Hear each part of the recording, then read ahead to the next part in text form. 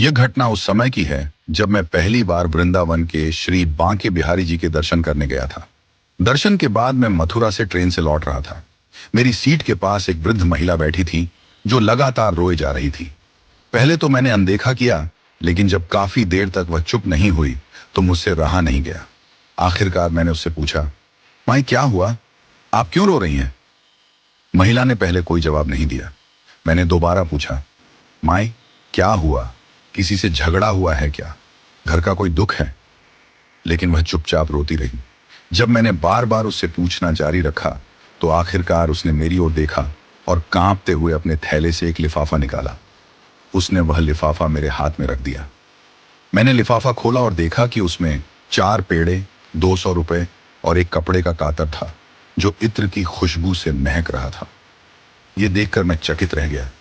मैंने महिला से पूछा, माई ये सब क्या है, इसमें ऐसा क्या खास है कि आप रो रही हैं? महिला ने अपने आंसू पोंछते हुए कहा, बेटा मैं आज वृंदावन के बांके बिहारी मंदिर गई थी। वहां मैं ठाकुर जी के दर्शन करने के लिए बहुत खुश थी। मैंने सोचा कि इस बार मैं अपनी गुल्लक के 200 रुपये ठाकुर जी को चढ़ा दूंगी। मैंने पूरे 200 रुपये गुल्लक में डाल दिए और फिर दर्शन के लिए आगे बढ़ गई।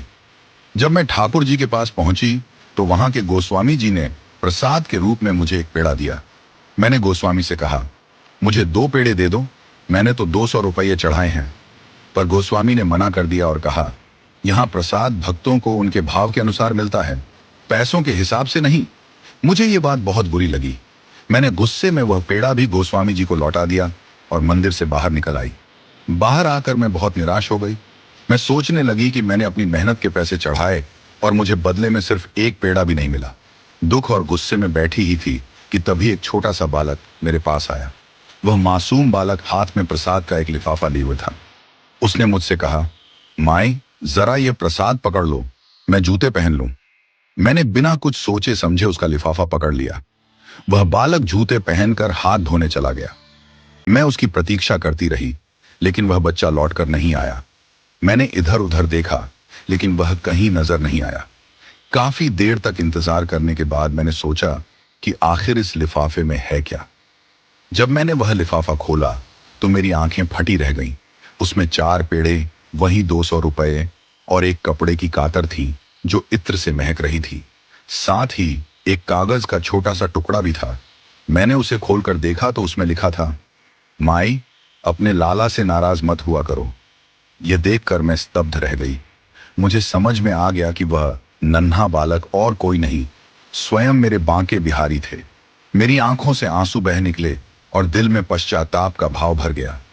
मैंने ठाकुर जी को कोसा था, लेकिन उन्होंने मेरे भाव को समझ लिया था। वह तो प्रेम और भाव के भूखे हैं, धन दौलत के नहीं। यह घटना मुझे जीवन भर याद रहेगी।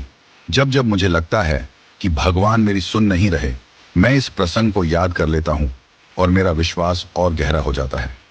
बांके बिहारी जी सच में लीला करने वाले हैं और वह अपने भक्तों की परीक्षा लेकर ही उनकी सच्ची भक्ति की परख करते हैं।